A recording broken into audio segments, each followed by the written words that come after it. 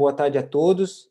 O meu nome é Siniro, eu trabalho no Imaflora e bem-vindo aí à série de webinários que o Imaflora vai promover em parceria com a General Mills para tratar desse tema da sustentabilidade na produção de grãos em larga escala. Então, hoje é o primeiro dia do webinar e nós teremos um painel com 3 apresentações para tratar dessa questão de boas práticas agropecuárias na produção de grãos no centro-oeste brasileiro. Então, a gente conta hoje com o pesquisador da Embrapa, Gessi Secom, para tratar da importância da adoção de sistemas integrados para conservação, fertilidade e saúde do solo. O Carlos Melo, da DataFarm, que vai falar sobre recomendações regenerativas para aumentar a resiliência produtiva e climática das culturas e estoque de carbono no solo. E o Oswaldo Serrano Júnior, da Rizoma Agro, que vai tratar do tema produzindo grãos regenerativos orgânicos com eficiência, escala e rentabilidade. Então, antes de começar, eu gostaria de passar alguns avisos com relação às perguntas. As perguntas podem ser feitas no final das apresentações, através do chat. Então, vocês, por favor, para quem tem alguma pergunta, digite no chat e direcione a pergunta para quem que você quer. Tá? E a Franciele, a colega da General Mills, vai nos ajudar na curadoria e exposição dessas perguntas. Tá bom?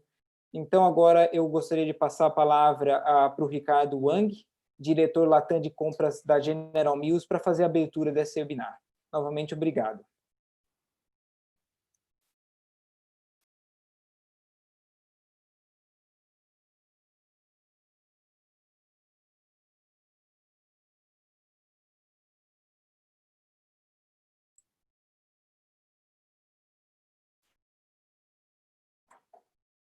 Não sei se vocês conseguem ver já, Siniro. Está ótimo, Ricardo. Pode seguir, por favor. Tá bom. Antes de mais nada, obrigado, pessoal, por ter me convidado. Acho que é uma honra estar aqui falando com vocês. É um tema super importante, né? Mas muita gente ainda fica na dúvida de quem que é a General Mills. Então, eu vou fazer uma introdução super rápida de quem que é a General Mills. Ela nasceu há mais de 150 anos atrás, né, nos Estados Unidos, em Minneapolis.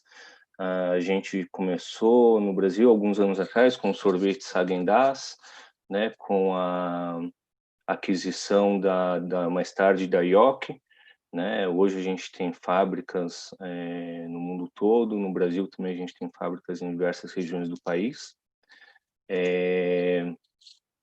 Aqui a gente tem as nossas unidades de negócio no mundo todo, a gente tem a divisão de cereais, de snacks, de refeições, iogurtes, sorvetes premium e a linha PET.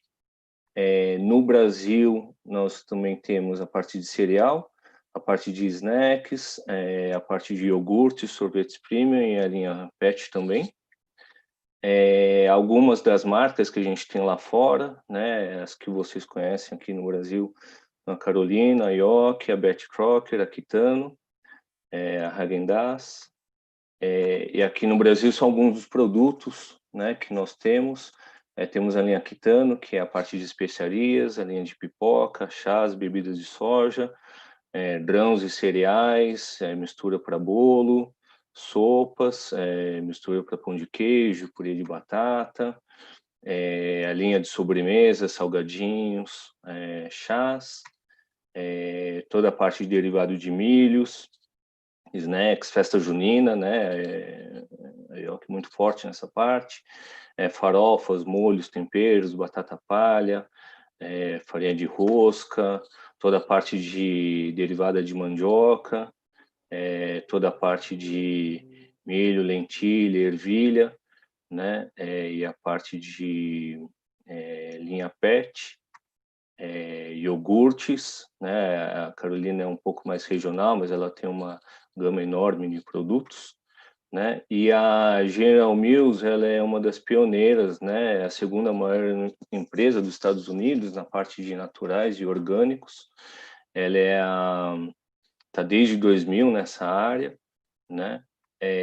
E a gente tem como foco toda essa parte de sustentabilidade, né? A gente preza por um clima estável, pela saudabilidade das bacias hidrográficas, fortalecimento dos ecossistemas e melhorar a vida dos agricultores, né?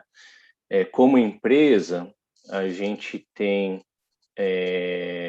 um comprometimento de avançar na agricultura regenerativa, a gente tem que melhorar a saúde do solo, ter 100% de fontes sustentáveis, dos nossos 10 principais ingredientes, proteger os polinizadores, reduzir a emissão de gases do efeito estufa e uma preocupação com a água, né?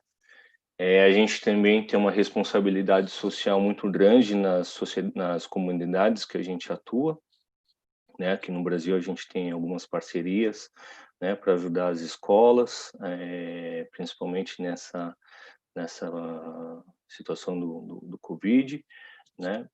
Na parte de segurança alimentar, de educação alimentar, né? E é isso. E é por isso que a gente fez essa parceria com a Imaflora, né? Para a General Mills, toda essa agenda é super, super importante. A gente tem um respeito enorme pela parte agrícola, né, do Brasil. A parte agrícola do Brasil, ela corresponde a um percentual enorme do PIB, e a gente entende que é nosso dever ter os parceiros corretos, né, produzindo da melhor forma possível, da maneira correta, para produzir nossa meta é produzir os alimentos que o mundo ama, né? Então, a gente não só tem que produzir, mas também produzir da forma correta, né? E por isso é importante ter os parceiros certos, né? Então, a gente tem vários produtores, tem a Imaflora, né? E eu espero que vocês aproveitem bastante esse webinar, né? Como o Cineiro disse, a gente vai ter a participação de vários profissionais, né? Embrapa, né? Da Datafarm, da Rizoma, né? Então, da minha parte é isso. Mais uma vez, obrigado, bem-vindo e aproveitem bastante o webinar. Joia. Muito obrigado, Ricardo, pela apresentação. Bem interessante saber aí toda a atuação da General Mills e a ambição aí para uma agricultura, de uma maneira geral, mais sustentável, né? Então, agora eu vou passar para a minha própria apresentação, onde eu vou trazer um pouco do pano de fundo e dos principais resultados desse trabalho e desse projeto que a gente tem desenvolvido com a General Mills, né? Só um segundo para eu compartilhar minha tela, por favor. Joia. Então, vou me apresentar aqui rapidamente novamente, né? De novo, boa tarde a todos, obrigado pela participação no webinar. Então, o meu nome é Ciniro, né, Costa Júnior, como eu disse. Eu falo aqui em nome de Imaflora, onde eu sou coordenador de projetos na iniciativa de clima e cadeias agropecuárias, né, e eu coordeno esse projeto em parceria com a General Mills. Então, hoje, eu estou aqui para apresentar um pouco dos resultados dessa primeira etapa dessa parceria, desse projeto, e, como eu disse, trazer um pouco do contexto do projeto e o que motivou a gente a trazer esses outros especialistas para discutir essa questão de agricultura, uma sustentabilidade da agricultura, práticas regenerativas em escala e correlatos, né, e assuntos correlatos, e eu entendo que eles vão trazer aqui apresentações que tragam soluções e inovações para tratar desse tema, né? E eu também gostaria de finalizar mostrando um pouco dos próximos passos do nosso projeto, que com a General Mills, que está indo para o seu segundo ano, né?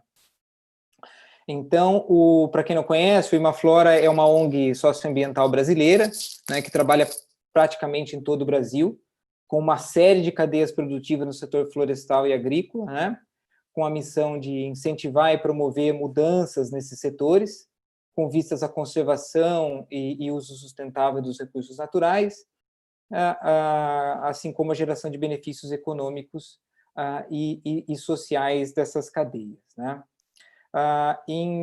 Desde 2019, o Imaflora ele tem um projeto com a General Mills, financiado pela sua fundação, e tem como principal objetivo a avaliação de alternativas viáveis para aumento da resiliência produtiva e econômica de cadeias produtivas do agronegócio, né? Então, através da avaliação de práticas, de manejo e na geração de informações e conhecimento para o produtor, como é o caso desse webinar, nós, com o auxílio de alguns indicadores, como, por exemplo, as emissões de gases de efeito estufa, como um indicador de eficiência do sistema, e a avaliação de estoques de carbono no solo, como indicador de conservação e fertilidade do mesmo, a gente busca essas soluções para aumentar a resiliência do sistema produtivo, sem perda de produtividade, sem perdas econômicas e com fortalecimento da cadeia de valor, né? Então, esse projeto especificamente, ele se inicia com a cadeia da produção de milho no estado do Mato Grosso, né? Um estado que hoje produz cerca de 2,5% ou 2,5% da produção global de milho, né? Então, é realmente uma potência produtora nesse aspecto, né? E ele também é uma região que tem um papel importante na produção de uma variedade especial de milho, que é o de pipoca e branco, né? Então, esse cultivo de milho pipoca e branco, ele se concentra na região de Campo Novo do Parecis, né? Uma área do bioma cerrado, e essa variedade ela é particularmente sensível a variações climáticas, o que torna essa cultura interessante do ponto de vista de avaliação e busca por sistemas produtivos mais resilientes, né? Então, nessa região de Campo Novo do Parecis é onde que a gente iniciou o nosso trabalho, né? Nós fizemos algumas viagens, onde entrevistamos produtores, visitamos todo as plantas e as operações da General Mills nesse local, né? E a gente vê que nessa região, aonde que se localizam os fornecedores da General Mills, existe os produtores cultivam esse solo há mais de 30 anos, né? Então, é um solo agrícola, ou a área agrícola que veio do bioma cerrado, como eu disse, e hoje eles praticam sistemas intensivos de produção que possuem de 2 a 3 safras ao ano, né?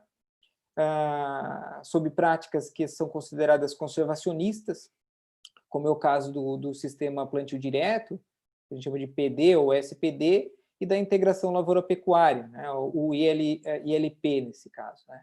Então, em algumas dessas fazendas, nós coletamos informações de como o milho ele é manejado em termos, qual que era o histórico dessas áreas e como que ele é manejado em termos do uso de insumos, né. Então, nós fizemos, de novo, uma série de entrevistas com produtores que nos receberam muito bem para conversar sobre essas práticas de produção, né. Nós também, nesse contexto, amostramos solo em algumas condições de uso em áreas na região de Campo Novo do Parecis, para entender a influência dessas situações nos estoques de carbono no solo, que, novamente, é um indicador de conservação e fertilidade, né? Então, os nossos principais resultados da análise, começando pela análise de emissão de gases de efeito estufa, a gente notou que, chegou a uma conclusão de que esse milho, dentro de uma escala de fazenda, ou seja, uma análise da porteira para dentro, ele emite cerca de 1 tonelada de CO2 equivalente por hectare ano, ou 0,2 toneladas de CO2 equivalente por tonelada de grão produzido, né? E a gente nota que 65% dessas emissões, de novo, dentro de uma escala de fazenda, ela é proveniente do uso de fertilizantes nitrogenados, né? Então, esse indicador, o que ele nos mostra, né? Ele nos mostra que, se esforços tivessem que ser feitos para melhorar a eficiência desse sistema de produção, tendo como a métrica a emissão de gases, então encontrar meios ali para a gente reduzir ou aumentar a eficiência do uso de fertilizante nitrogenado, sem reduzir a produtividade, evidentemente, é onde que daria o maior impacto na redução das emissões. Né? Mas, de qualquer forma, quando a gente compara esse nível de emissão que a gente encontrou para o milho pipoca e branco com sistemas de produção globais de milho ou benchmarks globais, a gente percebe que essa produção localizada nessa região do Mato Grosso, ela está entre os 10% mais eficientes em termos de emissão de gases de efeito estufa, certo?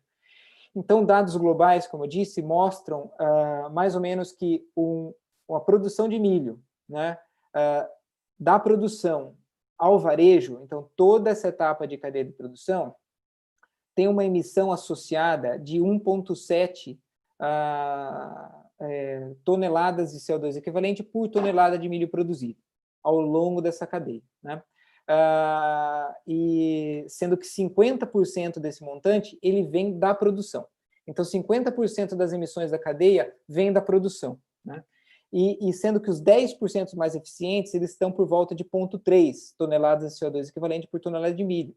E os nossos estudos mostram aí que o que a gente avaliou está por volta de 0,2. Né? Então, mostra que realmente é uma produção que tem um índice de eficiência muito bom. Mas o que chamou mais atenção nessa nossa primeira etapa de análise foi com relação aos estoques de carbono no solo. Né? Então, esse gráfico ele mostra os estoques de carbono no solo em 3 fazendas, em 3 diferentes profundidades de solo, 0 a 10, que é o verde, 0 a 30, que é o azul, e 0 a 100, 1 metro, que é o cinza. Né?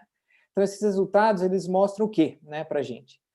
Que o cerrado nativo, ele estoca por volta de 100 toneladas de CO2, de carbono, desculpa, por hectare na camada de 1 metro. Né? Sendo que 50% dessa quantidade se encontra na camada 0,30% do solo. Então, na camada superficial tem 50% de estoque de carbono de 1 metro. Tá? Esses resultados, eles sugerem também que o plantio direto e o LPF, eles possuem capacidade de manter os estoques encontrados na vegetação nativa, né?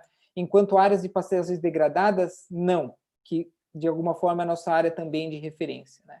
Então, para vocês terem uma ideia, a degradação da pastagem, ela levou a perdas de aproximadamente 50% dos estoques de carbono no solo originais, com relação à degradação, né?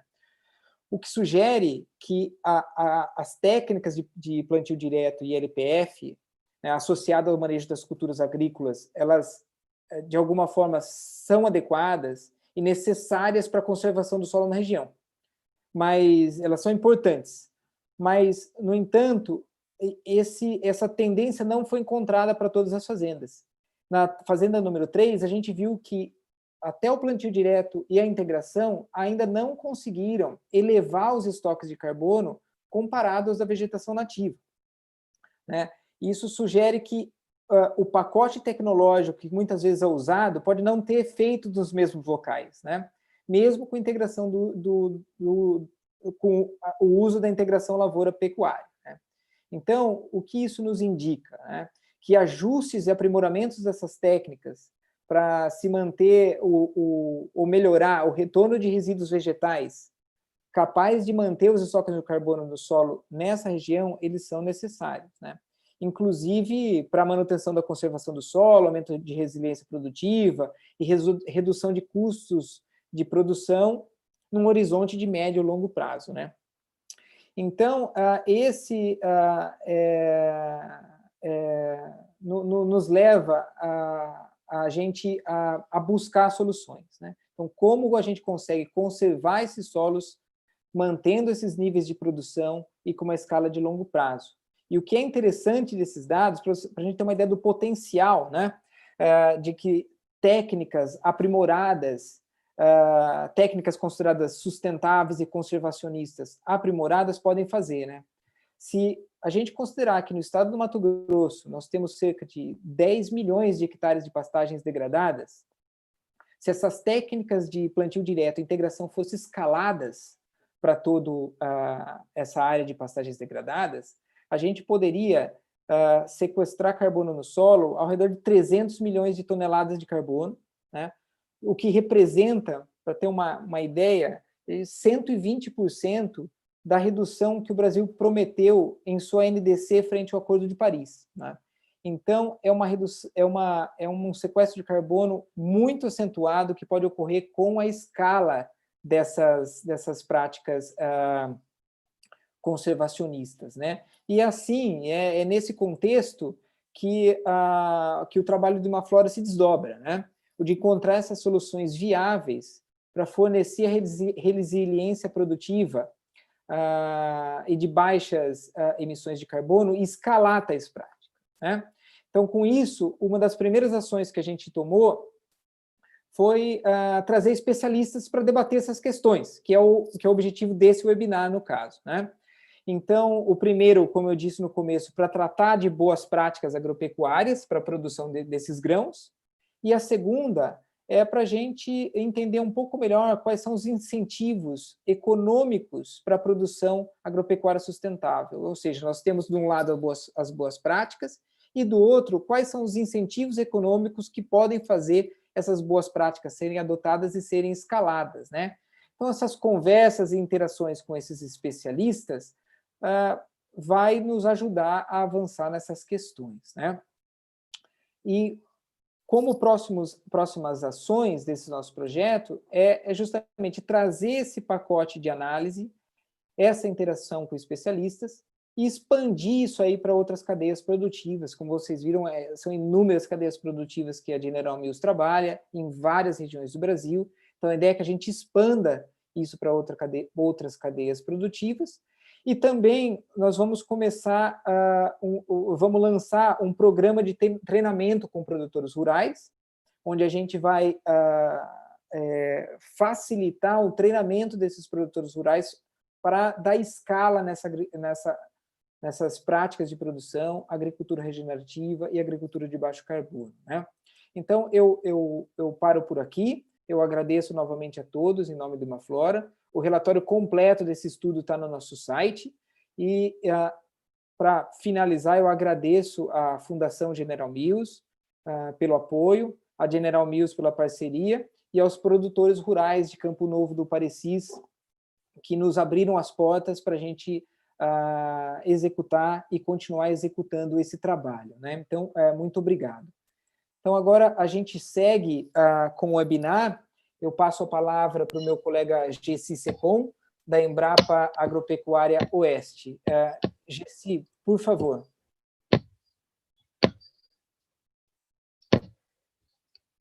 Ok. É um prazer estar aqui. Agradecer ao Siniro, a Imaflora, a General Mills, apresentar um pouquinho do trabalho que a gente tem no desenvolvimento da integração lavoura-pecuária. Eu venho do sul do Brasil e há 15 anos eu estou na Embrapa Agropecuária Oeste.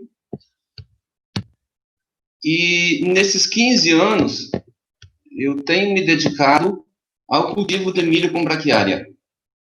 Fora os trabalhos com feijão calpi, como uma leguminosa, que cabem no sistema de produção que servem para alimentação humana, não simplesmente cobertura de solo.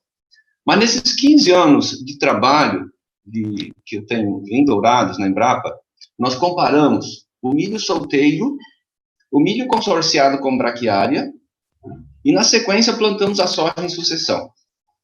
Creiam vocês, nesses 15 anos, na média, o milho safrinha está produzindo a mesma quantidade que o milho solteiro, o milho safrinha consorciado está produzindo tanto quanto o milho solteiro e até mais, e a soja, em sucessão, está produzindo 6% a mais na média dos 15 anos. Então, é um sistema que me estimula a continuar trabalhando. Eu, como filho de agricultor, um simples funcionário público que quer fazer a diferença para os agricultores, incluindo aí meus pais e nossos amigos todos por esse Brasil afora. Esta, é incrível que pareça, é depois de 15 anos, uma imagem que um agricultor me mandou desta lavoura colhida agora em 2020, lá no Ney Lima, aqui no Mato Grosso do Sul, e que dá para ver esta beleza, porque nós temos a lavoura de milho aqui sendo colhido, e aqui nós temos a floresta.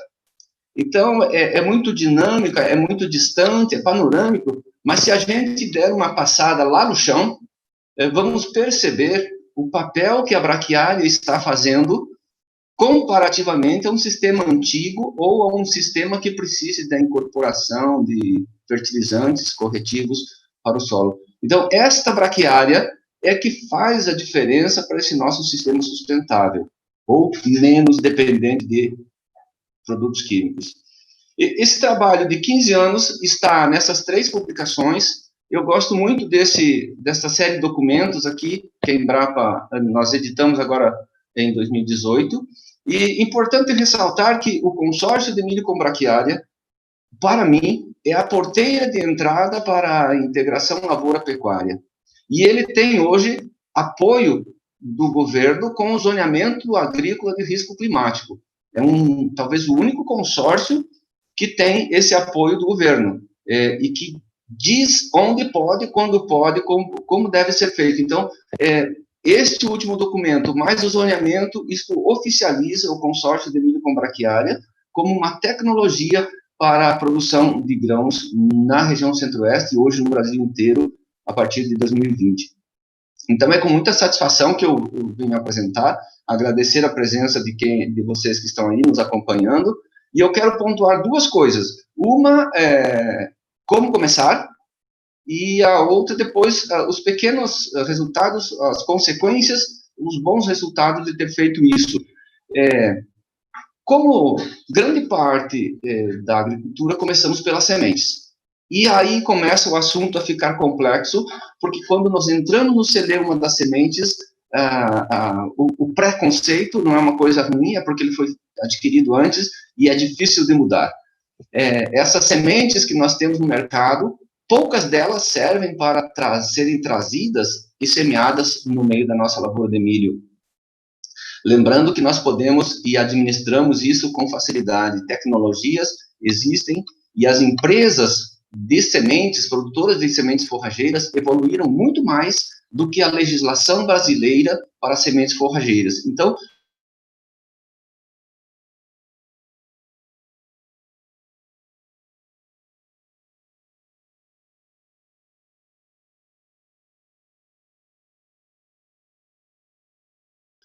quero que nós não podemos trabalhar com VC, nós precisamos trabalhar com valor cultural de germinação. Essa diferença aqui que nós pegamos que alguns lotes de sementes, isto não é fixo, porque cada lote tem sua pureza e germinação. A Braquiária rhodesiensis é a que tem menor diferença, 14%, entre viabilidade e germinação. Na média do lote que nós trabalhamos, praticamente, se eu colocar uma semente, 2 sementes viáveis, vai gerar só uma. Eu tenho aqui um erro muito grande quando eu trabalho pela legislação. Então, eu preciso atender aos critérios de germinação. Ter o agricultor como base para fazer o cultivo é mais importante do que a legislação nesta hora, porque uma semente viável nem sempre ela tem vigor, nem sempre ela germina.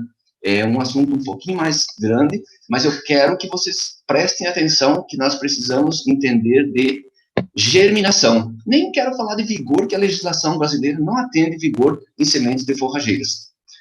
Com outro detalhe que nós precisamos saber é que cada espécie de braquiária tem um tamanho de semente específico.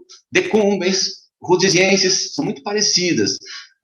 A cultivar paiaguás, que é uma brisanta também. Mas quando eu pego o marandu, piatã e charaés, são sementes muito maiores. Então, trabalhar VC sem necessariamente considerar a massa de 1000 sementes, eu estou cometendo um erro que vai me dar diferença na população de plantas de milho e eu posso ter perdas na produtividade. Agricultores que perderam produtividade por não acertar a população de plantas da braquiária, não querem nem ouvir falar em braquiária no meio do milho. Então, este quesito nós precisamos ter em mente quando nós queremos fazer a coisa certa. Eu tenho falado bastante sozinho sobre esse assunto, porque desde o 2005, que a gente começou, era difícil convencer um pecuarista que a braquiária não era para pasto. Era difícil convencer um agricultor que a braquiária não era planta daninha. A partir de 2010, quando teve o zoneamento, aí sim começamos a ter forças para convencer os agricultores. E eles mesmos viram os benefícios. Então, não quero exatamente mostrar os benefícios aqui, mas eu quero mostrar um pequeno dos detalhes de como a gente começa fazendo a integração da braquiária com o milho, e o resto é um fio que vem puxando a depender do agricultor. Então, se eu sei que o meu ambiente de solo permite uma determinada população de plantas, eu trabalhei isso por algum tempo e chegamos nesta taxa, nesse cálculo que a gente brinca. Isso vale para qualquer semente, mas eu quero que fique apenas para a braquiária que nós vamos utilizar em consórcio. Eu posso fazer cultivo de braquiária solteira, sim, posso fazer do jeito que eu quiser, mas quando eu estou falando de consórcio, eu preciso ter em mente que eu preciso acertar a quantidade de plantas de braquiária para que ela não roube a produtividade do milho. O milho se cultiva como se fosse solteiro, mas a braquiária precisa ser acertada. Ela se comporta na sombra do milho desde que o milho a contenha. Se eu tiver a falta de uma planta num espaço, esta braquiária vai receber mais luz e vai dominar. E vai perder produtividade na minha lavoura de milho. Então, o que eu preciso entender? População de plantas desejada por metro quadrado. O peso de 1.000 sementes, ou a massa de 1.000 sementes da braquiária, e o valor cultural de germinação, aquela que emerge. Ela precisa ter vigor para emergir, mas basta germinação. E eu quero chamar a atenção, porque isso é um valor muito pequeno que a gente utiliza, porque eu vou levar em consideração a população de plantas desejada, o peso de 1.000 sementes e o valor cultural de germinação. Então, refrisando, germinação eu preciso fazer em campo, porque a legislação não protege o agricultor, ela protege o produtor de sementes, embora lá esteja escrito que o produtor de sementes deve fornecer a germinação da semente, mas nem sempre isso acontece. Então, se eu pegar um exemplo aqui para mostrar como a gente gasta pouca semente se utilizar semente que tenha condições ideais. Se eu pegar braquiária rosisiensis e eu quero 5 plantas por metro quadrado, eu vou utilizar sementes revestidas sem escarificação. Porque nesse período que nós temos, essas sementes foram colhidas em março, abril, maio, e serão semeadas em fevereiro, março do ano seguinte. Então, por eventual dormência, ela perdeu pelo tempo de armazenamento. E a tecnologia do revestimento, ela envolve, é claro, a qualidade das empresas, mas uma coisa é certa, as empresas de sementes, ou as melhores empresas, essas credenciadas, elas evoluíram na qualidade de sementes mais do que a legislação. Então, olha só, essas 5 plantas por metro quadrado, considerando que a rosisiensis tem 5,5 gramas, e ela estando revestida, eu vou ter 12 gramas. E se eu tenho uma semente com 60% de VC, eu vou gastar 1 quilo para ter 5 plantas de rosisiensis por metro quadrado. Isso é suficiente para cobrir o solo. Lembra aquela imagem inicial lá, né? O milho na colheita e a braquiária verde protegendo o solo. Mas por que isso não acontece? Por que agricultores gastam um monte de sementes? 3, 4, 5 quilos. Primeiro lugar, as sementes de braquiária, nesta linha verde, germinam melhor quando incorporadas a 3, 4, 5 centímetros de profundidade. Melhor que deixadas na superfície. Pânico germina um pouco melhor, ou melhor quando nós temos aí meio centímetro de solo em cima, até 3 centímetros, pânico germina. Mas isso plantio de safrinha, outono e inverno, e as chuvas estão diminuindo. Então, nós não temos tanta chuva em cima desse período. Então, é pouca semente, mas o que o agricultor se vale disso? É pouca semente, joga logo 2 quilos. Só que aí, joga 2 quilos, germina tudo, perde produtividade no milho. E a empresa que tinha essa semente de boa qualidade, ainda, aquela semente lá, o milho perdeu produtividade. Então, esta taxa para ajustar a população de plantas, isso é ponto-chave para que a gente possa colher milho sem interferir na produtividade e ter a braquiária formada depois. Porque eu preciso 5 plantas por metro quadrado, e não 10 num e nada no outro. Para isso, eu preciso ajustar o meu sistema de plantio. Não é tão simples assim, claro.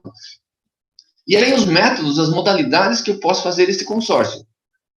Vai depender do objetivo, se é palha ou pasto. Do momento da implantação, para mim, é simultânea, porque nós não podemos perder tempo, e eu utilizaria, então, esta linha aqui, ó, com caixa adicional que eu consigo regular a população de plantas, e nas linhas de milho que eu consigo inserir a semente da braquiária na profundidade onde maior germinação acontece dessas sementes. Tudo aquilo que eu planejei vai ser efetivado. Os agricultores têm feito adaptações, e a gente tem que entender isso. Por exemplo, esta caixa adicional que é colocada na plantadeira, com um condutor de sementes na frente da haste sulcadora, ou então na frente do disco de corte, tem sido muito utilizado, porque este mecanismo permite ajustar a população de plantas de braquiária, e a incorporação da passagem da plantadeira como um todo incorpora metade das sementes, um pouco mais, e o restante emerge depois. Então, eu tenho emergência defasada das sementes de braquiária para que não venham a competir com o milho e formem pasto depois. Tem um detalhe: quando chove pouco, poucas plantas no campo. Quando chove muito, muitas plantas germinam, e isso pode causar redução na produtividade do milho. Então, deixando a semente na superfície, eu dependo da chuva que vem depois da semeadura. E aí eu começo a ter dificuldades de ajustar a minha população de plantas. Mas existem tecnologias que eu posso lançar mão. Por exemplo, no plantio de milho, mesmo com braquiária, a atrazine é um herbicida natural, quase que obrigatório. Os dois outros herbicidas, mesotrione ou nicosulfuron, eu preciso tomar cuidado, porque quando eu larguei as sementes aqui próximo da linha de plantio, aquelas sementes que foram incorporadas germinaram e estão acompanhando o milho. Aquelas que caíram mais longe e não germinaram juntos, elas podem ser retiradas da área pelos herbicidas que causam redução até morte, dependendo do estágio de aplicação desses herbicidas. Nós podemos ainda ter interferência da braquiária em produzindo mais ou menos massa em função da época de plantio, em função da luz que esta braquiária vai receber, seja pela época, seja pela população de plantas, seja pelo espaçamento. Então, nós temos manejos que isso dificulta um pouco o agricultor, mas é importante que nós, técnicos, estejamos junto com eles. Isso que o Imaflora está fazendo é muito legal para ajudar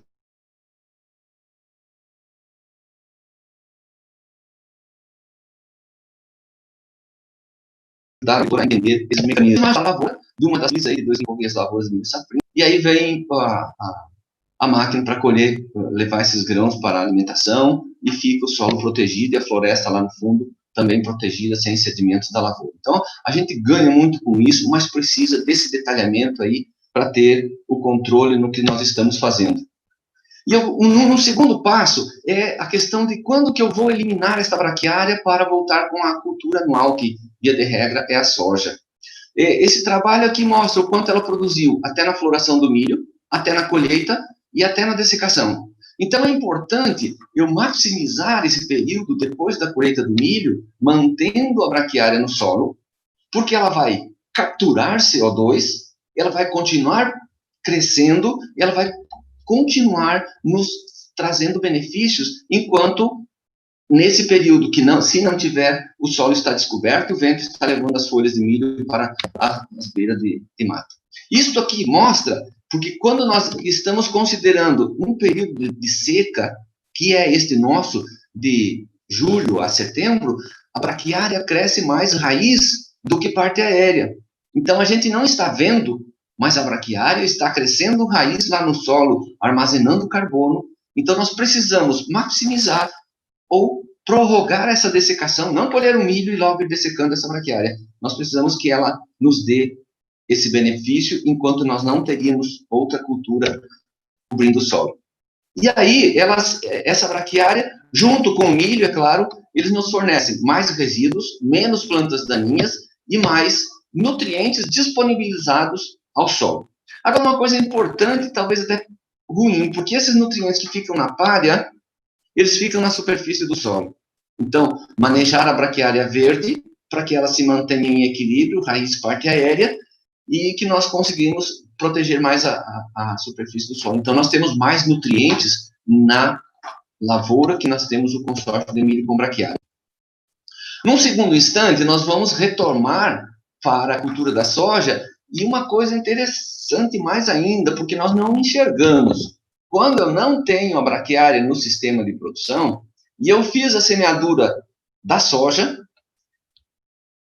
em pleno outubro, a temperatura a 3 centímetros do solo, da superfície, era de 36 graus, onde eu tinha cobertura, seja ter dessecado 30 dias ou ter dessecado um dia antes da semeadura, eu criei ambiente para que a inoculação que a gente faz na soja seja eficiente. Então, eu preciso desta proteção do solo para que as outras tecnologias embarquem nesta nossa jornada. Ao mesmo tempo, quem traz os fungos benéficos para a lavoura é a braquiária. Olha aqui, ó. Ela que mais tem fungos. E aí destaca-se Pasteuria penetras e Pasteuria tornei, que são os inimigos do pratilencos. Quando eu vou olhar bactérias, que são as inoculações, ó, aquela braquiária adicionada lá no meio do milho proporcionou maior resultados ou maior presença do Bradyrhizóbio que eu apliquei na soja. Então, quando eu estou aqui no verão, eu tenho mais Bradyrhizóbio fazendo a inoculação na soja. Então, são os efeitos indiretos que poucas pessoas enxergam, mas isso aqui, com a ajuda dos estudantes de pós-graduação também, graduação, a gente consegue mostrar isso, então vale a pena. E quando nós temos braquiária solteira, aumenta no período de outono e inverno, mas no período de verão, o consórcio dá equilíbrio, porque eu tenho a massa produzida pelo milho e a massa produzida pela braquiária. Isso é antigo. Plantas de diferentes diâmetros produzindo matéria para decomposição em diferentes épocas. Então, a gente consegue fazer o equilíbrio, o ambiente mais saudável para o solo, quando eu simplesmente tenho braquiária no meio do milho. O milho paga a conta, a braquiária protege o solo, e assim nós vamos conversando. Isso é um exemplo lá do Maranhão, uma lavoura que tinha milho solteiro, e aqui está os fungos, ó, onde eu tenho a massa de braquiária. Não dá diferença de 10 metros entre uma lavoura e outra. Então, os benefícios que eu tenho por ter a braquiária no meio do milho. E aí sim, o resultado que eu tenho na soja, que eu trabalho no Paraná, a Cocamar é uma cooperativa parceira nesse trabalho, e eu sempre tive, quando eu fixo chuva, faltou chuva, 320 quilos a mais. Mesmo que tenha chuva normal, 270. O solo, arenoso, 328 quilos a mais. Argiloso, não, o solo é bom, 218 quilos a mais, a braquiária proporcionou quando estava lá junto com o milho. E quando eu inseri os animais, também eu peguei nesse trabalho aqui, bom, a braquiária vai me incomodar, então vou roçar ela e vou tirar. Vou roçar, retirar e depois eu desseco essa rebrota. Vou roçar e vou deixar e desseco a rebrota. E aqui eu coloco os animais em pastejo e desseca. 100 quilos a mais de produtividade da soja. A dessecação, sim, é outro ponto importante e que me retorna lá na qualidade de sementes. Quem que eu estou dessecando? Fusienses, decumbens ou piatã. Isso está aqui na semente. Então, o final do consórcio me remete ao meu início, que é as minhas sementes de qualidade. Ok? Muito obrigado por enquanto, eu fico à disposição. Gessi, muito obrigado pela apresentação.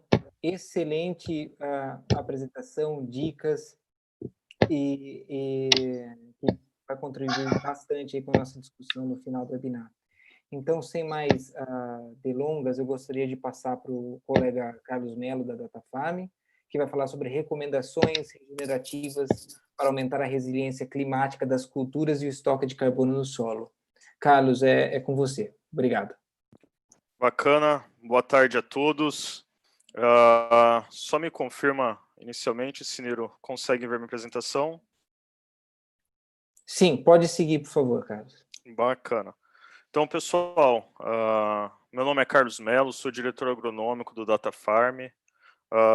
Primeiramente, queria agradecer tanto ao Siniro, a pessoa do Siniro, mas a Imaflora e a General Mills, por abrirem esse espaço para que a gente abra um pouco do nosso trabalho para vocês, mostrar um pouco do que nós estamos fazendo, principalmente focado com esse tema, né?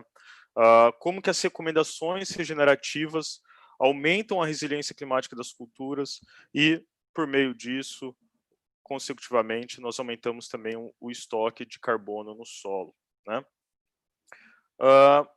Dando início, pessoal, eu trago aqui um gráfico elaborado pelo Dr. Adilson de Oliveira Júnior, da Embrapa Soja, com dados da Conab e da própria Embrapa, né? O que eu gostaria de chamar a atenção para esse gráfico? Esse gráfico ele elenca o histórico climático, perdão, a média produtiva, né? O histórico produtivo, estado a estado, né? Então, nós temos aqui a média produtiva, quanto mais à direita, pessoal, maior é a nossa média, e aqui no eixo Y, nós trazemos o desvio padrão, ou seja, qual que é a variação da produtividade em cada um desses estados. Então, quanto mais para cima, maior a variação ano a ano, e quanto mais à direita, maior é a nossa produtividade. Então, o que nós temos aqui?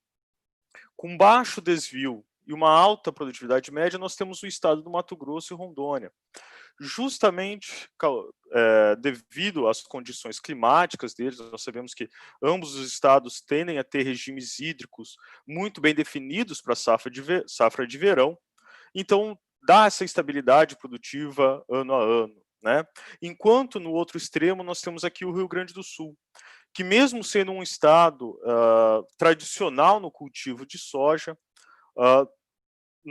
nós temos ocasiões ou de excesso de chuva ou de déficit hídrico, como foi o caso dessa última safra, em que nós temos aí uma quebra muito grande na produtividade de soja e de outras culturas também, como o milho, presentes no verão.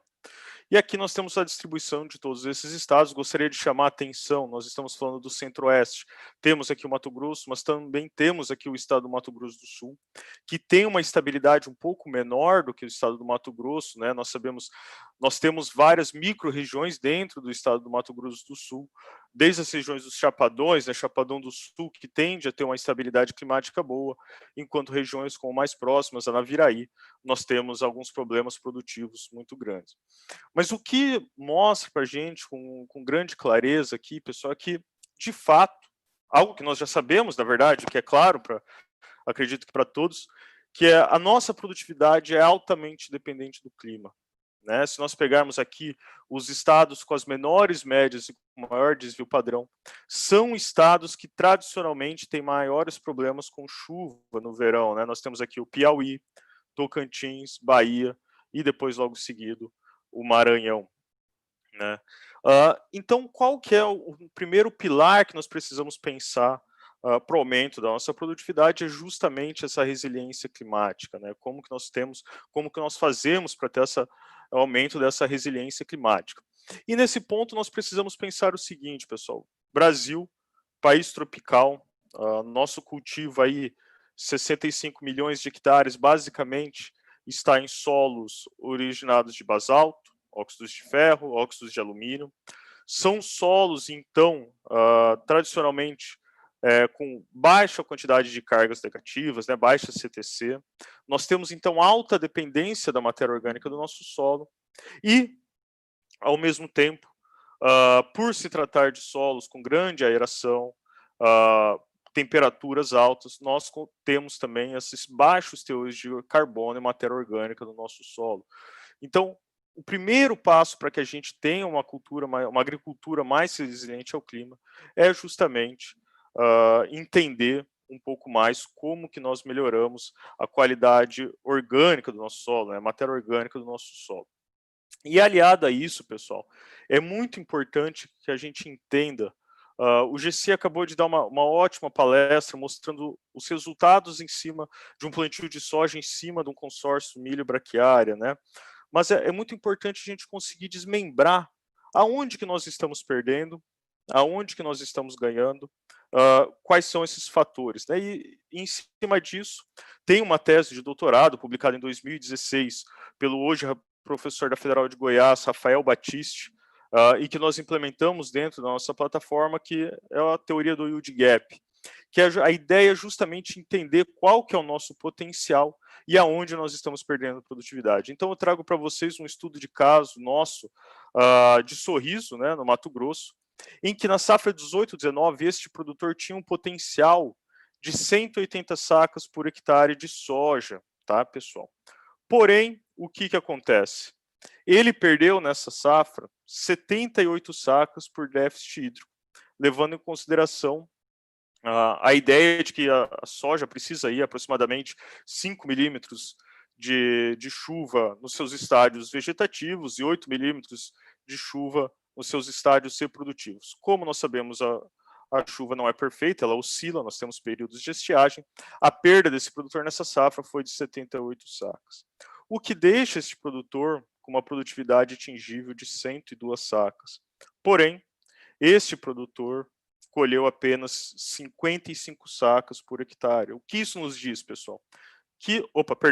Ele colheu 47 sacas por hectare. O que nos indica aqui, pessoal, que nós tivemos uma perda relacionada ao nosso manejo de 55 sacas, tá? Quando nós rodamos uma eficiência, fazemos a relação do que nós colhemos, do que nós poderíamos ter colhido, a nossa eficiência foi de apenas 53,9%, 54%. Isso aqui mostra para nós que, mesmo levando em consideração toda a perda que nós tivemos por déficit hídrico, nós ainda podemos aumentar a nossa eficiência em aí 46%, tá? E olha que bacana, pessoal, quando nós expandimos isso para outras regiões ou para mais produtores, né? Esse aqui é um gráfico também elaborado pelo professor Rafael Battisti com nossos dados de um programa que nós atuamos para o estado de Minas Gerais, então que nós elencamos as lavouras que nós acompanhamos em produtividade, tá? Nós temos a mais produtiva e a menos produtiva, e correlacionamos aqui as perdas que nós tivemos por déficit hídrico em azul e as perdas que nós tivemos por manejo aqui em amarelo. O que nós vemos, pessoal, que não há correlação da produtividade com as perdas por déficit hídrico. Sem dúvida, as perdas por déficit hídrico são importantes, sim, no nosso saldo final, mas quando nós observamos aqui, não tem uma correlação muito clara, né? Inclusive, olha que interessante, aqui, o que teve a produtividade mais alta, ele teve uma perda por déficit hídrico, inclusive maior do que teve a produtividade mais baixa. Porém, pessoal, quando nós avaliamos as perdas por manejo, nós podemos observar uma correlação direta aqui com a produtividade, sendo que uma das maiores perdas por manejo foi justamente nesse produtor em que nós tivemos a menor produtividade. Então, por mais que nós temos variações climáticas, não vou citar, não é o caso do Rio Grande do Sul, tá, pessoal, nesse ano, nós tivemos aí uma seca muito severa, só fazendo essa ressalva, já que eu citei o Rio Grande do Sul anteriormente, mas lá nós tivemos 40, 45, 50 dias de estiagem, não é esse o caso, tá? Mas em condições normais, em que nós temos aí veranicos de 15 dias aproximadamente no Brasil, o nosso manejo é mais importante para determinar a nossa produtividade do que propriamente o clima. Então é importante a gente entender qual que é a diferença de uma lavoura dessa de 101 sacas e qual é a diferença para uma lavoura dessa de 56 sacas por hectare. E aqui trago para vocês um exemplo de uma lavoura que passou as 100 sacas por hectare. Essa aqui é uma foto do nosso pesquisador Henri Sacco, em que mostra uma lavoura de soja, como eu falei, um talhão que passou de 100 sacas por hectare, em que nós temos raízes de soja espalhadas ao longo do perfil do solo. Aqui nós temos uma trincheira com 3 metros de profundidade, tá, pessoal? Então nós encontramos raízes de soja até aqui na parte de baixo, muitas vezes guiadas por bioporos da lavoura anterior, que era braquiária. E o que nos mais chamou a atenção, pessoal, quando nós abrimos aqui uma janela, vamos dizer assim, a 1,5 metro aproximadamente, essa janela que vocês estão vendo aqui, no detalhe aqui para nós encontramos uma quantidade muito grande de nódulo ativo. Então, se nós temos nódulos ativos a 1,5 metro de profundidade, pessoal, o que isso aqui nos indica? Primeiro, nós tínhamos aqui a boa inoculação, nós tínhamos a população de bactérias. Para isso, nós precisamos tanto de água, mas principalmente aeração para a sobrevivência dessas bactérias. E também, é claro, micronutrientes como molibdênio para ajudar na assimilação do nitrogênio e também cobalto para cobalamina da nossa bactéria, né? Então, essa é uma condição de uma lavoura de alta produtividade. E pensando justamente nisso, pessoal, em entender quais são os fatores que estão levando a essa alta produtividade ou deixando a gente tirar, anualmente nós rodamos uma estatística multivariada em todas as áreas em que nós atendemos, né? Então, principalmente alguns projetos específicos, como esse aqui que eu trago para vocês. Então, de todos os 120 fatores que nós avaliamos, químicos, físicos e biológicos, camada a camada do nosso solo, eu trago para vocês aqui, nesse quadro, os 30 primeiros, ou ainda os 30 que tiveram as maiores correlações com a média produtiva desse projeto que nós atendemos. No caso, foi 82 sacas, né, na safra 18-19. Aqui, então, está em ordem, tá, pessoal? Da maior para menor correlação, os 30 primeiros fatores. E aí, olha que interessante, pessoal. Primeiro fator que apareceu para nós foi cálcio na profundidade da camada de 20 e 40 centímetros, né? O que nós já sabemos, já fazemos uma calagem pensando nessa camada, já fazemos uma gestagem pensando nessa camada.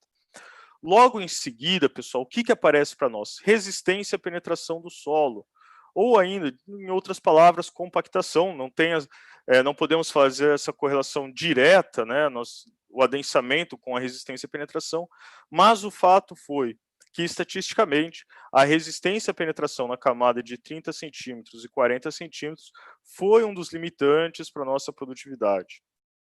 Logo depois, pessoal, aparece aqui para nós boro na camada de 60 e 80, boro na camada de 40 e 60. O que isso aqui nos mostra, pessoal? Boro, que já é um nutriente que nós não prestamos tanta atenção, né?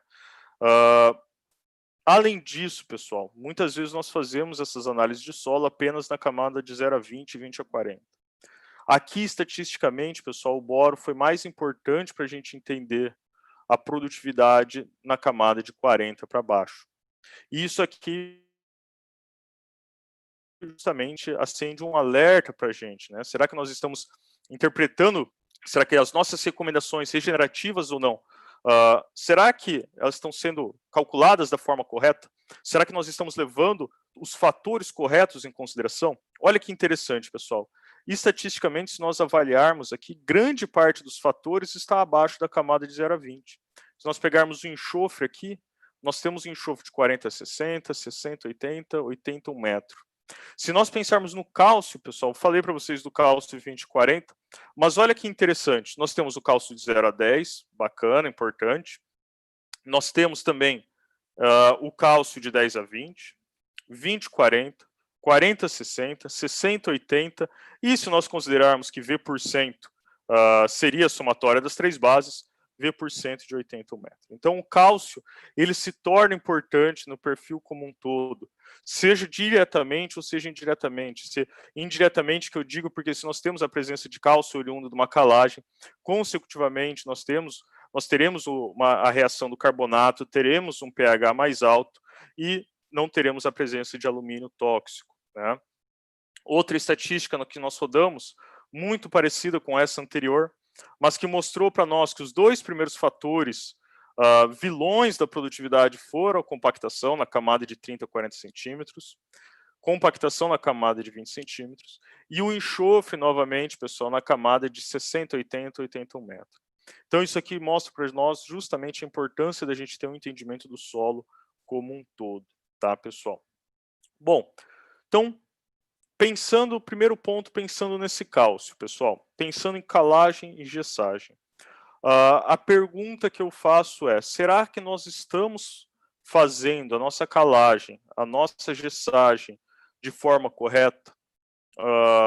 Não estou falando da fórmula do V%, né, necessidade de calagem baseada no V% em si, mas será que fazendo essa interpretação, levando em consideração apenas a nossa camada de 0 a 20, será que nós estamos realmente conseguindo corrigir o nosso solo?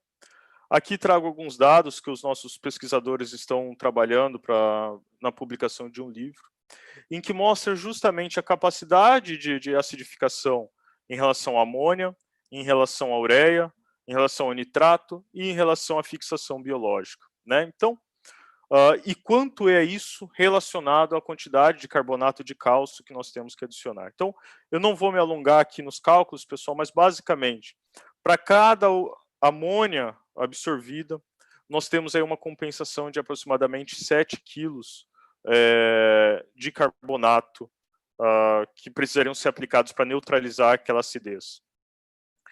Só para contextualizar, nós sabemos que quando nós temos a absorção de prótons, como é no caso do amônio, nós temos a extrusão de H+, né, pessoal, que é consecutivamente a nossa acidez ativa do solo. Então, para cada amônia que nós absorvemos, nós temos uma compensação de 7 kg de carbonato, ureia 3,57 e a fixação biológica, por sua conta, também 3,57. Quando nós fazemos esse balanço, pensando nas produtividades e na extração de nitrogênio da cultura do milho e da soja, pensando num milho de 7 toneladas por hectare, uma soja de 4 toneladas por hectare, nós temos aqui uma necessidade de calagem, basicamente só para compensar, pessoal, a acidificação que nós criamos de 1,3 toneladas, né? Se nós considerarmos ainda um calcário com 90% de PRNT, nós estamos falando aqui de quase 1,5, uma tonelada e meia de calcário somente para essa compensação. Isso ano, tá, pessoal?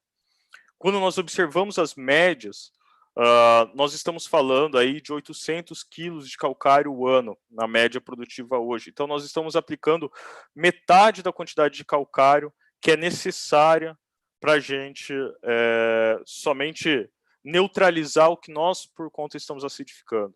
E lembrando o que eu falei lá atrás, nós já trabalhamos em solos ácidos, trabalhamos em solos que possuem alumínio, então o problema vai se agravando cada vez mais. Então, é importante que a gente tenha uma boa calagem, tá, pessoal? Uma boa gessagem, que a gente consiga neutralizar esse alumínio tóxico, que nós tenhamos o pH do nosso solo muito bem equilibrado para melhorar, inclusive, a eficiência dos nossos fertilizantes. Se nós pensarmos, pessoal, hoje quanto que está uma adubação de soja, nós estamos aplicando aí 100, 120 pontos de P2O5 por hectare. Porém, a extração da nossa soja muitas vezes não passa aí de 60 quilos por hectare.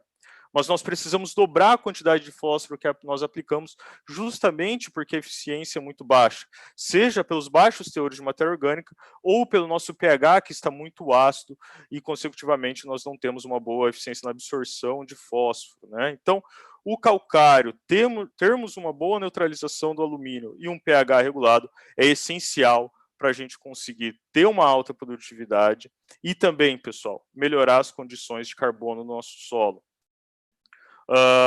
Aqui trago para vocês só algumas imagens do professor Ismail Kakmak, muito relacionado com aquilo que mostrei para vocês também naquela tabela, que é a importância dos nutrientes para o crescimento radicular, né? Não citei lá atrás, mas o magnésio está sendo um dos grandes vilões da produtividade. Nós estamos colocando pouco magnésio no sistema de uma forma geral. O carbonato de magnésio é menos reativo do que o carbonato de cálcio, então nós temos essa dificuldade também na liberação do magnésio, além de que a única fonte que nós temos hoje é o calcário com altos teores de magnésio. Nós não temos nenhuma outra fonte desse nutriente acessível. Existem alguns fertilizantes especiais, mas são poucos ainda no mercado. Olha que interessante, pessoal, conforme a planta vai desenvolvendo, a diferença no crescimento radicular quando nós temos o magnésio adequado.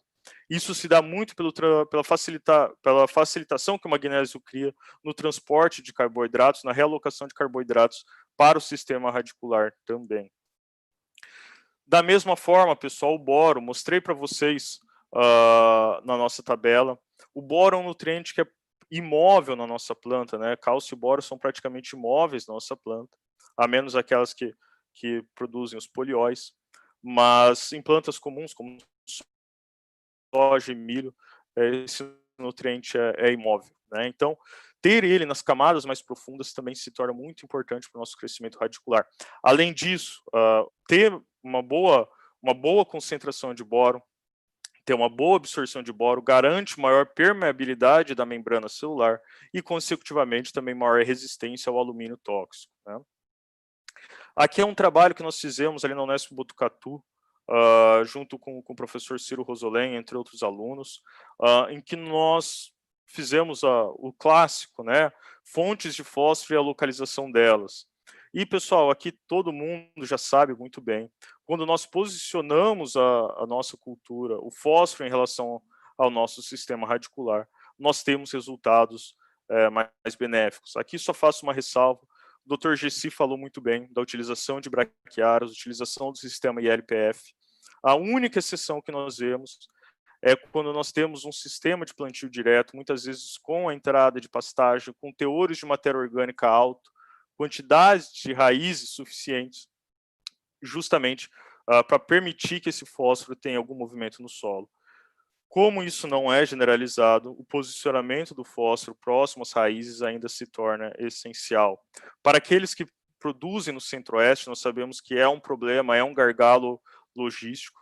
Então, o que nós estamos vendo é que muitas vezes fazer a semeadura do milho, de preferência consorciado com uma gramínea, faça a semeadura do milho verão, principalmente com a plantadeira enterrando o fósforo, para permitir que no cultivo da soja subsequente a gente tenha esse fósforo também nas camadas mais profundas. E o nosso resultado é esse, tá, pessoal? É a gente ter essas raízes em profundidade de forma bem eficiente, sem nenhuma limitação química. Nós não temos alumínio, temos a correção, temos cálcio, temos boro dividido no nosso perfil, tá? Carlos, pessoal, um minuto para você acabar, por favor. Tranquilo. Obrigado.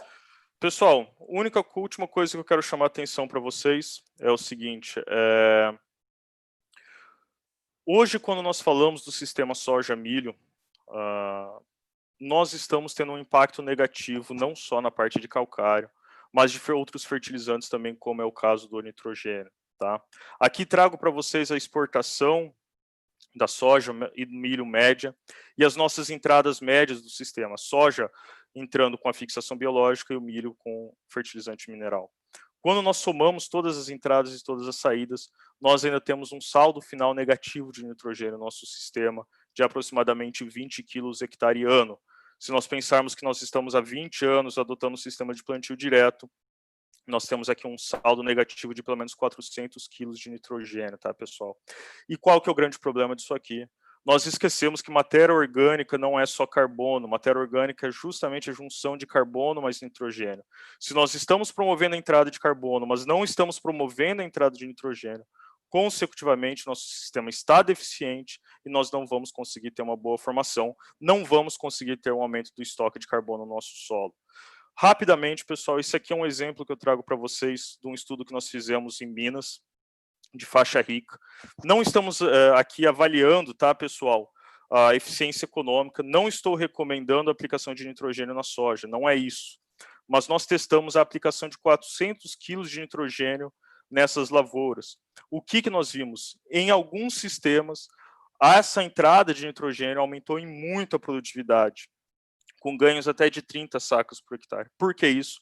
Porque o nosso sistema está pobre em nitrogênio, tá, pessoal? E para finalizar, o resultado nosso é justamente esse aqui. A ideia é que nós tenhamos um solo com altos teores de matéria orgânica, altos teores de nitrogênio orgânico, um solo descompactado, um solo com raízes que permitem, que estão crescendo a mais de 1 metro, 1,5 metro, 2 metros.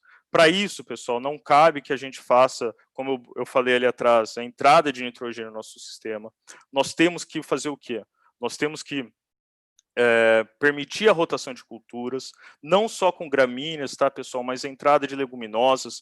Uma crotalária consegue ciclar aí até 100 quilos de nitrogênio por hectare, bem formada, né? Então é importantíssimo, mas nunca esquecer que uma boa adubação do milho, temos que aumentar a nossa produtividade, temos que aumentar a eficiência do nosso fertilizante, mas temos que fazer uma boa adubação, temos que pensar em adubação nitrogenada no caso de pastagens, temos que ter um solo equilibrado e principalmente também uma boa aeração. Um solo compactado é inimigo também do aumento do estoque de nitrogênio. Pessoal, acabei me alongando nos primeiros slides. Qualquer dúvida, temos aqui meu contato, fiquem à vontade para entrar em contato ou ainda mandar as questões para a gente aqui na live. Muito obrigado a todos e bom final de webinário. Muito obrigado, Carlos. Excelente apresentação, mostrando para a gente os detalhes aí, aprimoramento e algumas técnicas para essas culturas, né? Muito legal mesmo. Agora eu gostaria de seguir com o Juca, o Oswaldo Serrano Júnior, da Rizoma Agro, para falar um pouco sobre essa questão de produzir grãos regenerativos orgânicos com eficiência, escala e rentabilidade. Então, Oswaldo, aí o palco é seu. Beleza, Cinilo. Só um minutinho para poder fazer compartilhamento de tela com vocês.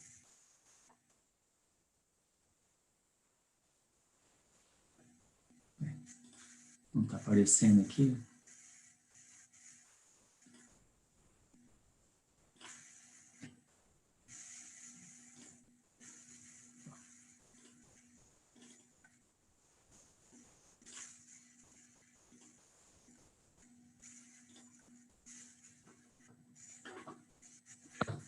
Tá me vendo bem aí, Cinilo? Agora sim, pode seguir, Juca, por favor, tá ótimo. Tá legal. Então, bom, pessoal, muito obrigado pelo convite. Meu nome é Oswaldo, todo mundo me conhece como Juca, eu sou diretor técnico lá da Rizoma Agro.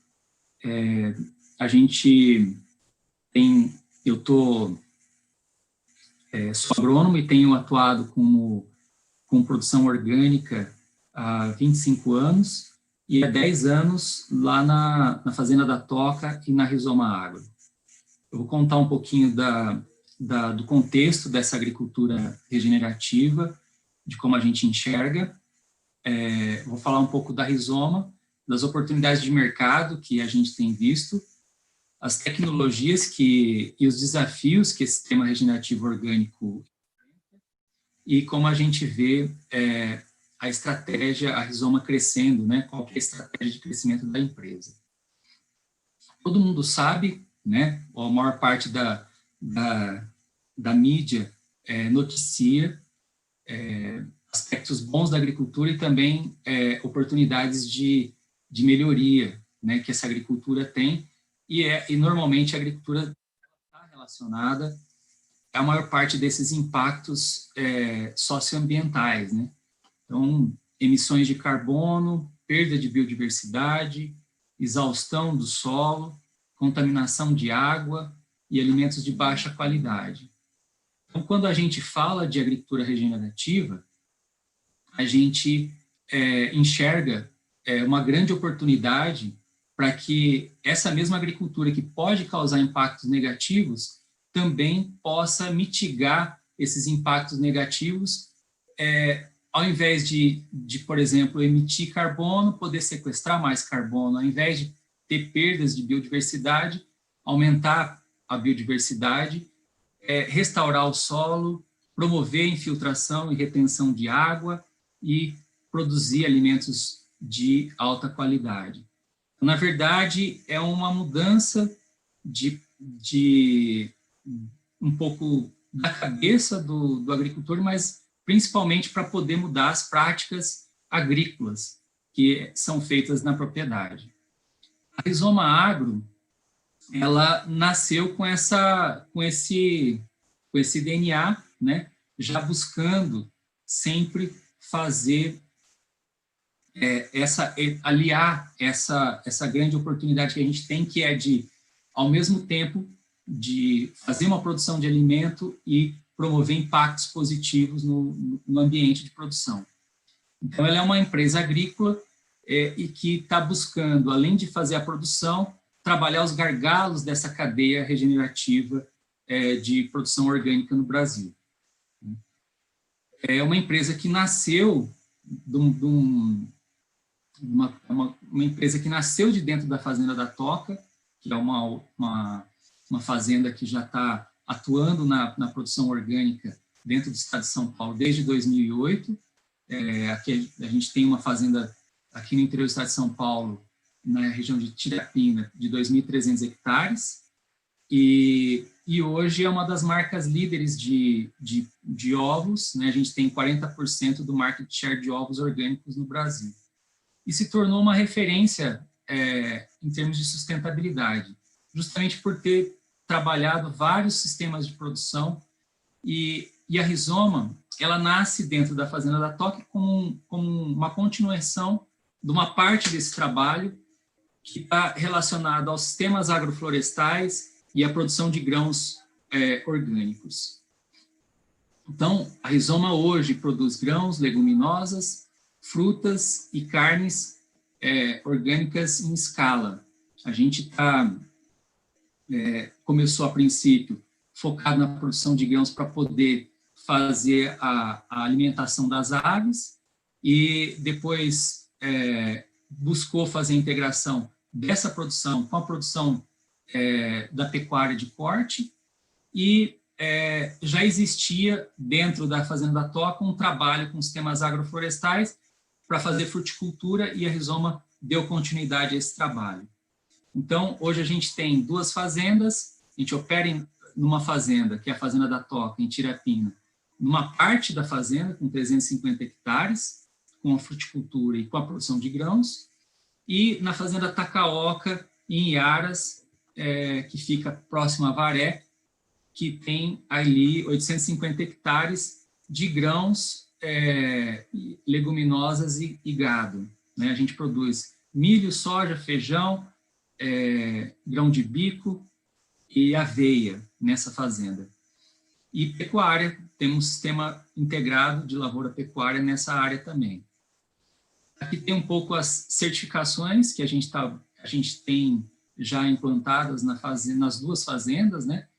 Certificação orgânica BR Brasil, Europa, Estados Unidos, certificação animal, que é a Certify Humane, para bem-estar animal, e certificação B para a empresa, que é uma certificação corporativa. A Rizoma, nessa área de Aras, também tem uma unidade de armazenamento, silo secador, né? Na última safra, nós produzimos aí 9.000 toneladas de grãos orgânicos, né? E a gente tem buscado fazer essa produção junto com essa equipe. Nós temos já, apesar de ser uma startup que está indo para o 3º ano de produção, ela tem uma equipe grande porque busca atuar na cadeia como um todo. Quer dizer, a empresa não está voltada só para poder resolver as questões da produção e das fazendas, mas a gente tem uma equipe preparada para logística, para comercialização, para pesquisa. Depois vou continuar apresentando para vocês conhecerem melhor. Aqui das certificações que eu comentei, né? É importante, como eu disse, né, que assim nós estamos sempre buscando essas 2 frentes, né?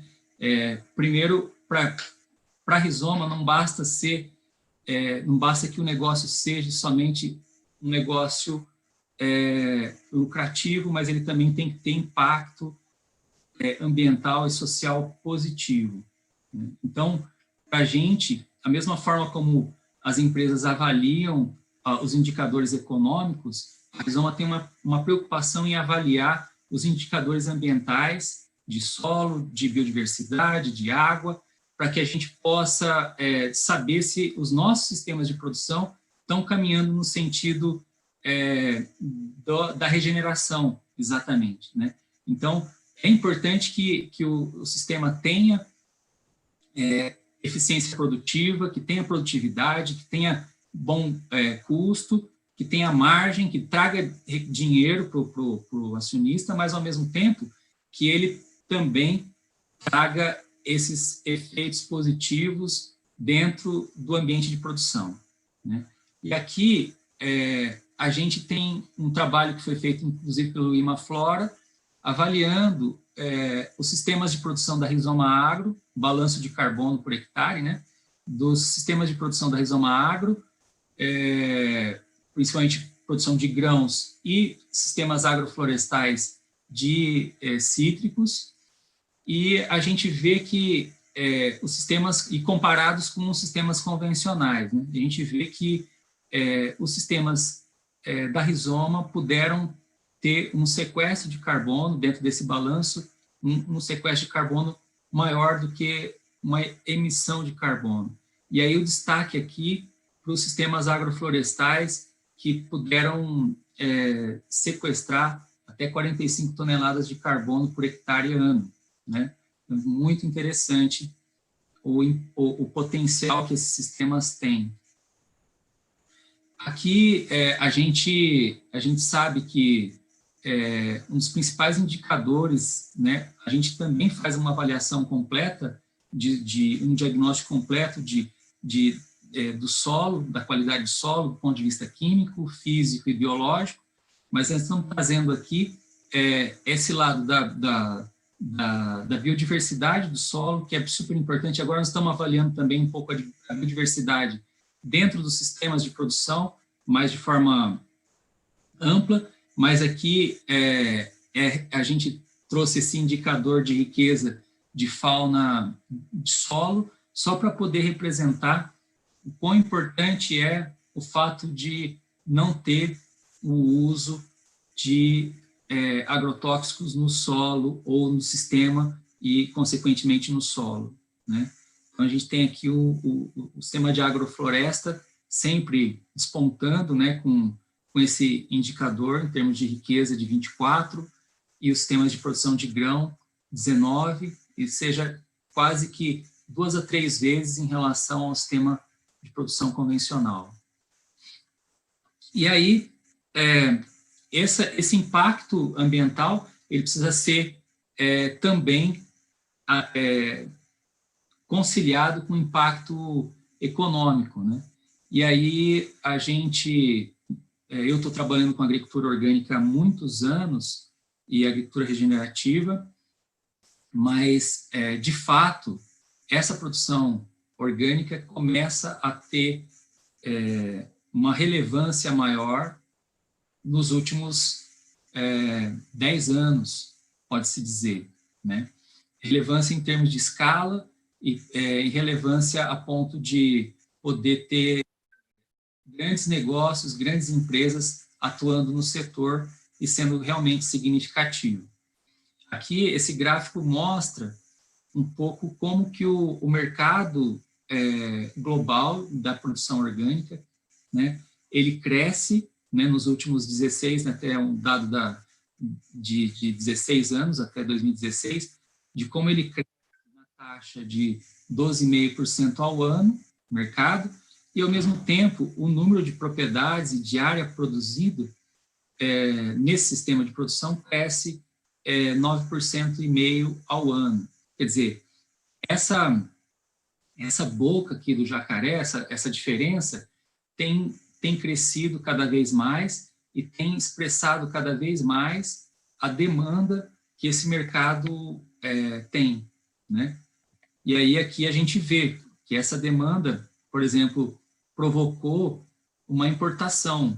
Imagina os Estados Unidos importando milho orgânico, importando soja, né? De 2013 para 2017, um aumento de quase 3 vezes na importação de milho e soja orgânico nos Estados Unidos e de quase 2 vezes na Europa, né? Então, esse gap, né, de grãos que tanto os Estados Unidos e a Europa têm, né, que a gente trouxe só Estados Unidos e Europa, mas, na verdade, outras regiões também têm, aqui a gente extrapolou, né, e pôde enxergar uma oportunidade de 300 mil hectares de grãos podendo ser trabalhados nesse sistema de produção, né? Mas, da mesma forma como acontece fora do Brasil, acontece também aqui no Brasil, né? Essa movimentação de grandes indústrias chegando e ocupando o espaço da produção orgânica, né? Então, a Unilever comprando Mãe Terra, Seara lançando linhas de produto orgânica, da mesma forma a Nestlé, né, que só no último ano fez lançamentos de produtos a cada 3 meses, né, de produtos orgânicos a cada 3 meses na linha de produtos dela, né? E, então, assim, o mercado lá fora cresce, mas o mercado aqui também cresce, né? E a gente tem atuado nesse mercado, né? Para fazer a produção do leite, os produtores de leite precisam de milho, o milho que esses produtores demandam, boa parte a própria Rizoma atende, a Rizoma também atende a Nestlé na linha de aveia, né, desses farelos e flocos, não com produto industrializado, mas com a matéria-prima, né, com a aveia em si. E o mais interessante, que isso é bastante interessante para o agricultor. Esse produto, essa forma de produção, ela tem deixado uma margem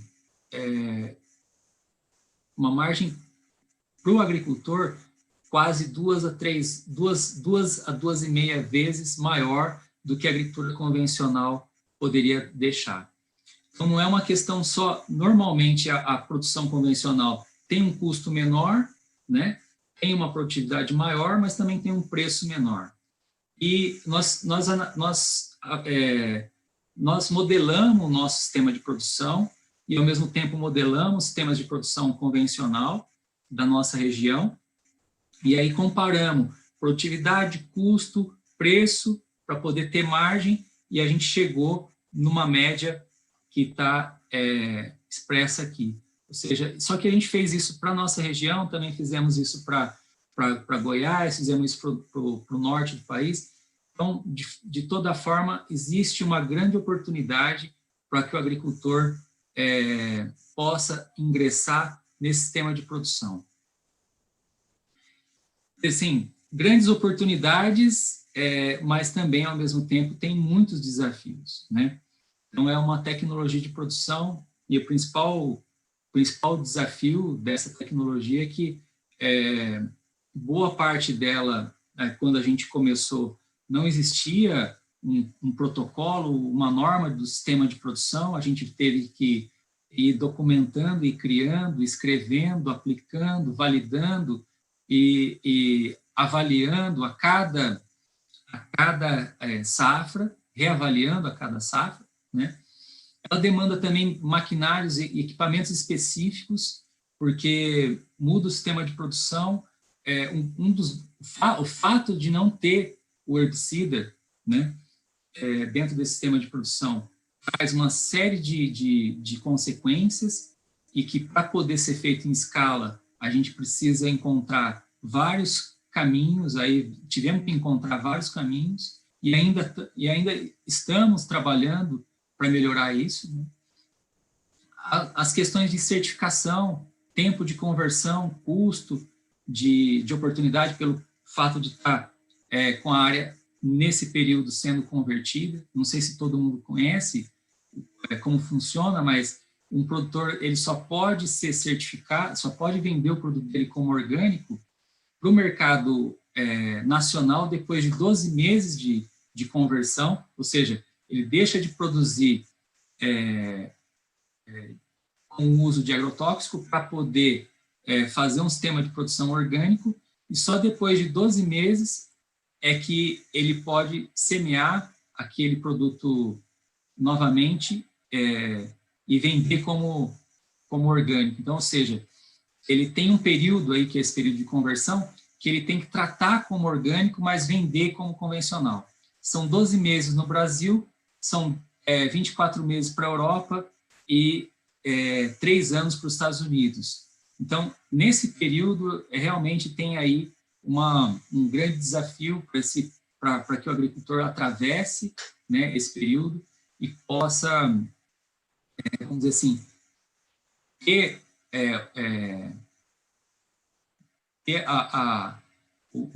todo o suor dele de trabalho, né, recompensado por esse mercado que parece ser um mercado muito interessante mas ele tem esse período de conversão que ele tem que atravessar para poder chegar lá. E aí depois toda a parte de logística e comercialização tem que ser segregada, né? Para que ele mantenha a rastreabilidade, para que ele não tenha problema de contaminação de produtos convencionais dentro desses produtos. Então, a Rizoma, ela tem trabalhado muito dentro de todas esses desafios para justamente melhorar e deixar essa cadeia mais fluida, né? Tirar esses gargalos, esses desafios e tornar essa cadeia mais fluida para que mais agricultores possam estar entrando nesse sistema de produção, né? E aí, basicamente, a tecnologia de produção é uma das principais questões, né? E a pesquisa, ela assume um papel super importante, né?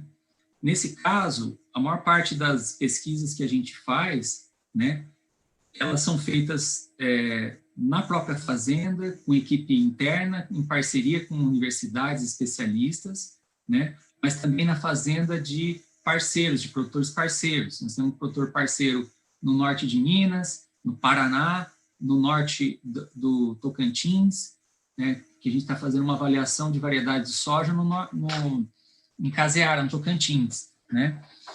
E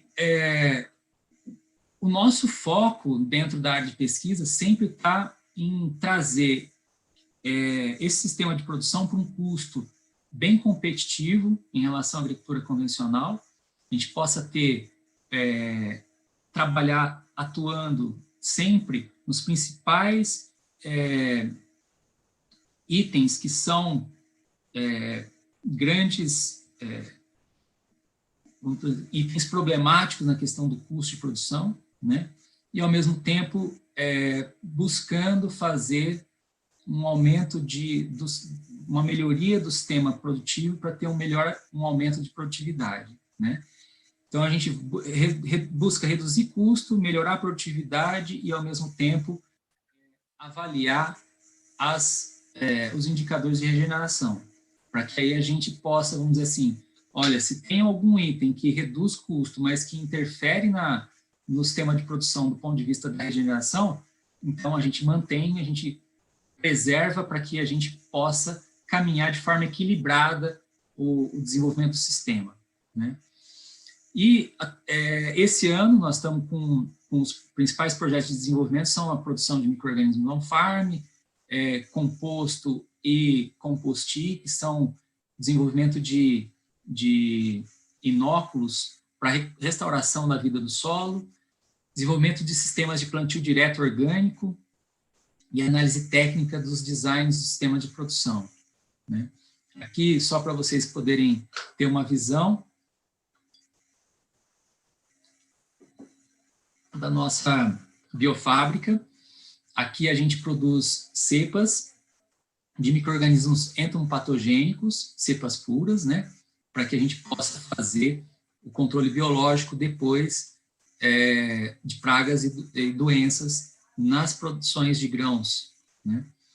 Aqui, um pouco o trabalho que a gente tem feito de produção de composto e depois compostir, para poder resgatar micro-organismos benéficos que são nativos da região e que a gente possa depois usar esses micro-organismos na restauração da vida dessa cadeia trófica de micro-organismos do solo e aí sim obter vantagens do ponto de vista de promoção de crescimento, de estruturação de solo, de proteção de planta e de melhoria da qualidade do solo, né?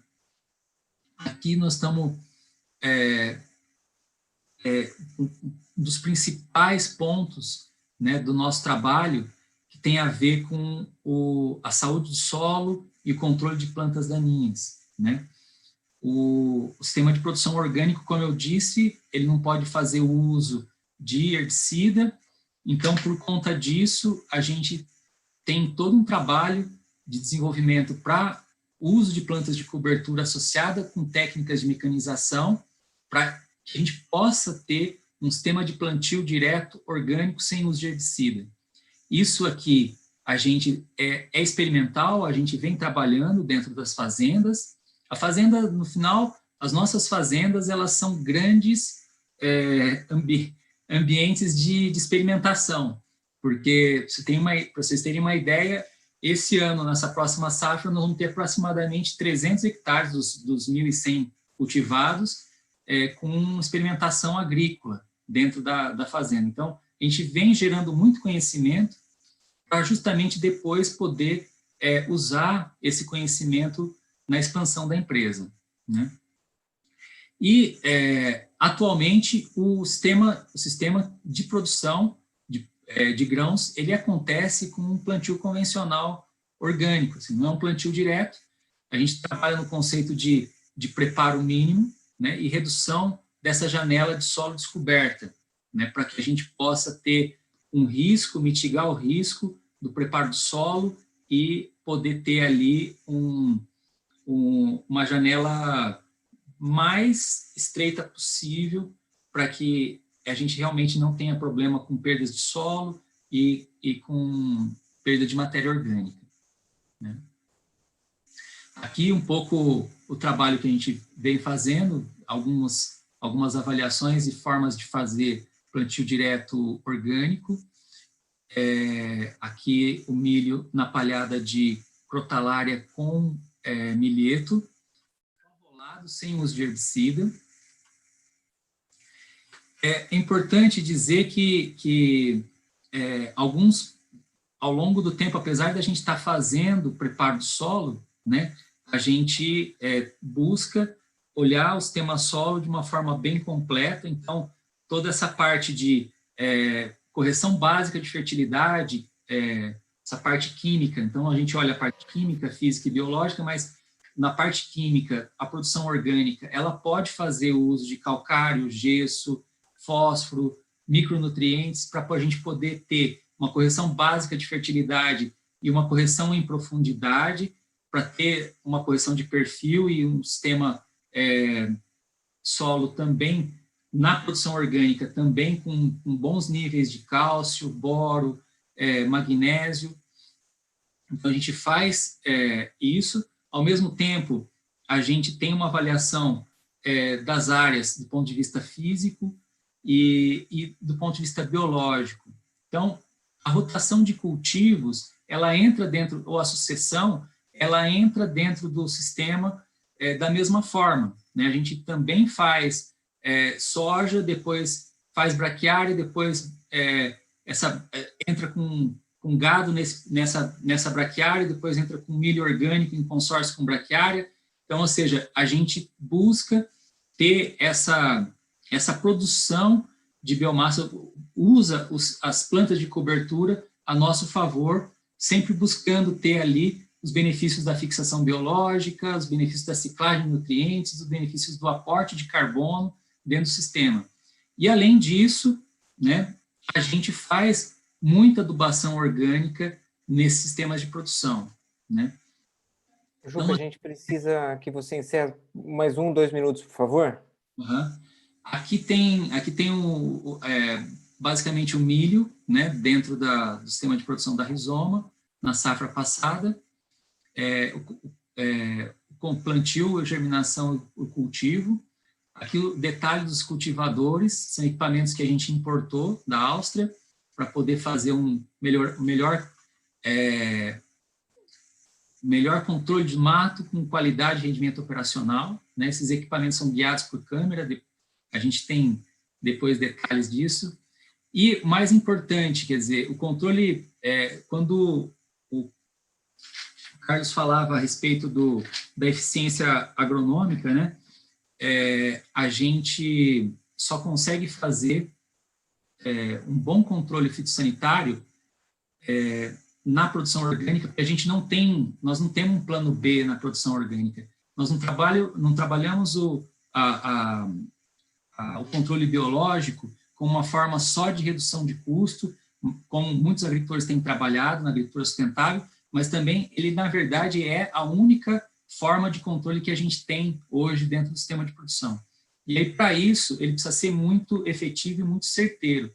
Então, além da gente ter todo aquele trabalho de qualidade na produção on-farm, a gente trabalha também muito os bioensaios para a gente poder testar esses produtos antes deles irem a campo, né? Com doses, com diferentes formulações, para a gente poder ver efeito de controle. E aí a gente tem o resultado, né? Esse é o milho que a gente produziu esse ano, aqui a soja que a gente produziu esse ano, aqui o feijão desse ano também, né? Aqui os nossos sistemas agroflorestais, que a gente já viu, e o mais interessante, a gente tem conseguido, através desses sistemas de produção, apesar de estarem mobilizando o solo, um aumento de matéria orgânica no solo. Os dados ainda são de um período muito pequeno, mas mostram essa tendência de aumento, né? E o interessante aqui para os agricultores é que a gente pode ter, nesse ano foi muito, muito positivo para a gente, porque nós conseguimos chegar a uma produtividade de milho de 193 sacas e de soja orgânica no sequeiro de 59 sacas. Isso mostrando que os sistemas têm evoluído e que é possível a gente ter um bom desempenho também na produção regenerativa orgânica.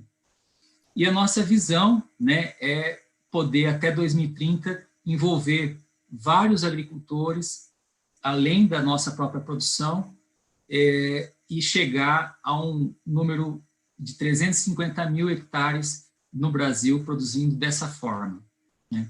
Então, o que a gente está buscando, né, é trabalhar todos esses elos da cadeia. No final das contas, a Rizoma ela está buscando levar esse know-how, a tecnologia, as ferramentas e o acesso ao mercado em parceria com o agricultor que entra com a terra, com a operação agrícola e obtém aí uma melhor margem e, ao mesmo tempo, um resultado ambiental interessante para a sua área de produção. Então, na verdade, o que a gente quer é... Juca, você pode encerrar, por gentileza? A gente está bastante atrasados. 30 segundos, Sim. Você consegue? Por favor? Consigo. Esse é Obrigado. o último slide. A gente o Brasil já é líder mundial na produção de grãos orgânicos, né? de grãos convencionais, mas também pode ser líder desse novo mercado que é rentável e positivo para o planeta. Então, obrigado aí, pessoal, pela oportunidade e desculpem pelo atraso. Que isso, foi ótimo, Juca. Muito obrigado pela apresentação.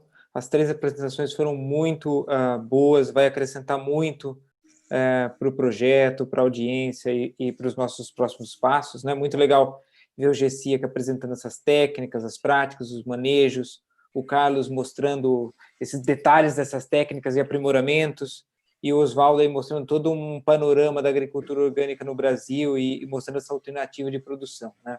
Então, eu agradeço bastante a vocês, apresentadores, agradeço a audiência também. Lembrando que na semana que vem nós teremos um próximo webinar que vai tratar de incentivos econômicos para dar aplicabilidade e escala a todas essas técnicas e práticas, né?